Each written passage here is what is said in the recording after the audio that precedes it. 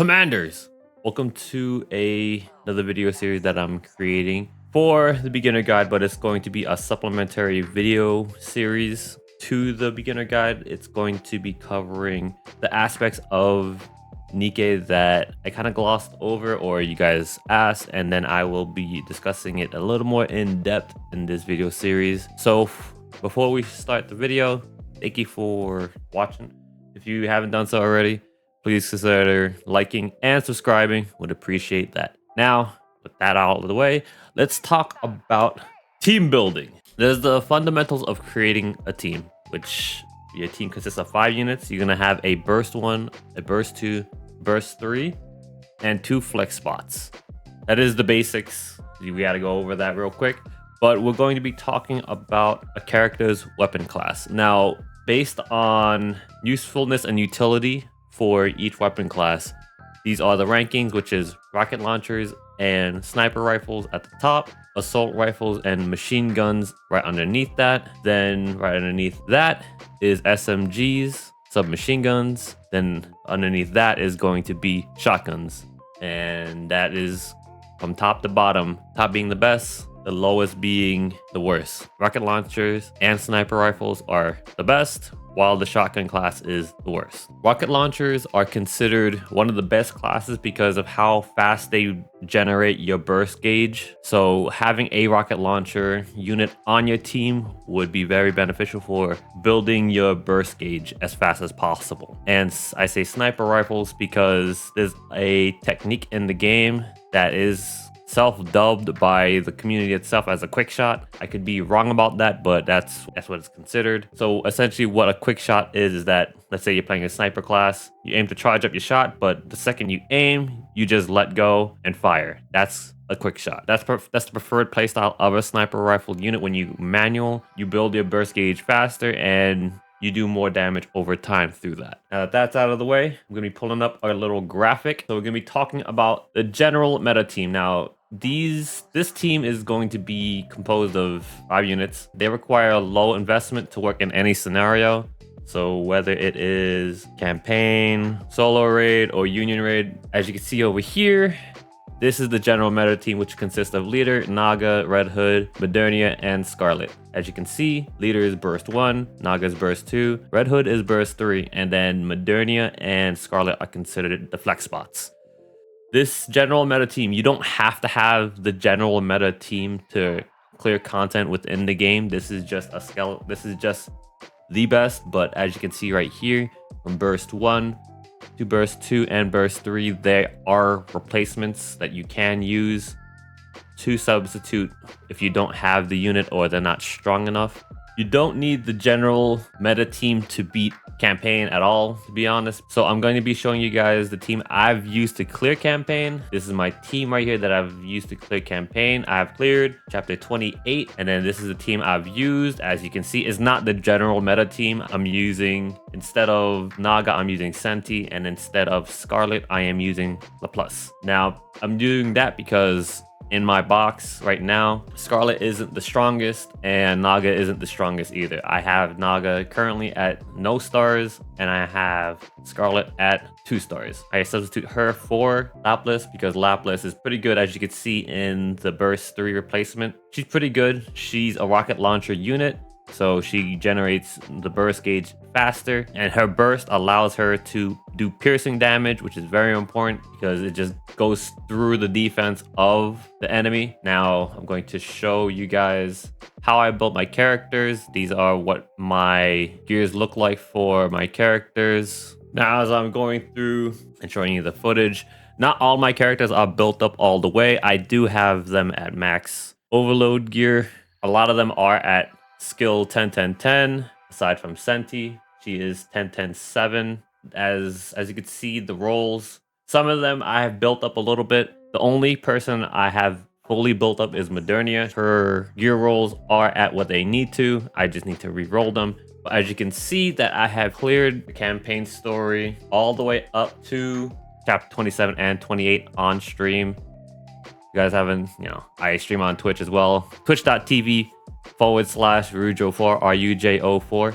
And right here, as you can see in the upper right, that I have cleared stage 28 with this team. At the combat power that I am around 30,000 combat power deficit. I was 30,000 underneath the recommended combat level, but since how built up my team was, I'm still able to clear the content even though I'm not using the most optimal team, which is Leader, Naga, Red Hood, Modernia, and Scarlet.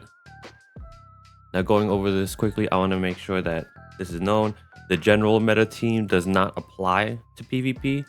The PvP team is totally different from the general meta team. If you would like to take a look at PvP comps or PvP team comps, you would go to Nikke.gg and then in the search bar, you would look up PvP guide to see their team comps. Something I want to guys let you know is that I've pulled these screenshots from Nikke.gg. So thank you Nikke.gg for allowing me to use this resource. This post is kind of outdated because they don't have this other Scarlet variant, which is Scarlet Black Shadow, or how Metal Gear Rising Revengeance fans like to call her, Jetstream Scarlet. So that is another unit to consider in this. If you have her, that's great, but if you don't, you could use those Burst 1, Burst 2, Burst 3 units as replacements. Also in your flex spot, you could use those flex units right there. They will help you round out your team. If you are lacking in DPS, if you're lacking in healing, if you're lacking in defense, those are the units. Like I said, the list is kind of outdated, but the units that they have here are pretty good. And those are the units you do want to add on your team. So the general meta team that you see here, it is good, but it's not going to hold too much water when you go into solo raid and union raids because of how bosses are reworked in those modes. In campaign itself, the bosses act a certain way, and then in solo raid and union raids, they will act totally different. Sometimes they will just have different properties on their attacks, or they will just create shields. You have to play the mini game of shooting that little red circle to clear the shield, or just to clear the attack that the boss is going to do. That's why I do recommend you guys to mock battle every time you are able to in solo raid and in union raid to figure out if the boss has shields and how different they are compared to their campaign counterpart. So at that point, the general meta team will not be applicable at that, but you still can team build depending on what the solo raid boss or the union raid bosses are going to be doing. Now that we covered solo and union raids, now we're going to be talking about just some general good units. Now, I like to call these units team batteries because they will get your team going. They will provide all the support that you need, and those units are going to be pretty universal for every team. You could slap these units wherever, and then they'll perform great. And the units that I'm referring to are the schoolgirls, which are Naga and Tia, and the bunnies, which are Blanc and Noir. Those are going to be your team batteries. You can just put them on any team with any units, and then they will elevate the team's performance drastically. Now, I brought up synergies a little bit. Some units perform very well when paired up with other units.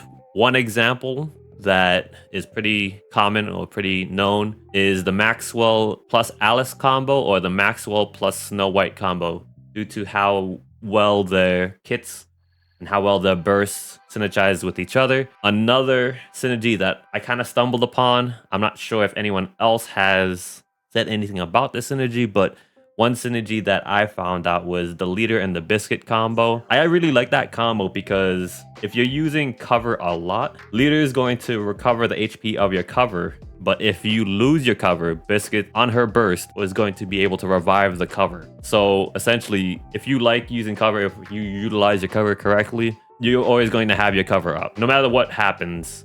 I do recommend you guys to explore synergies. I could be listing more synergies, but we'd be here all day. It'd be an hour, 2 hour long video.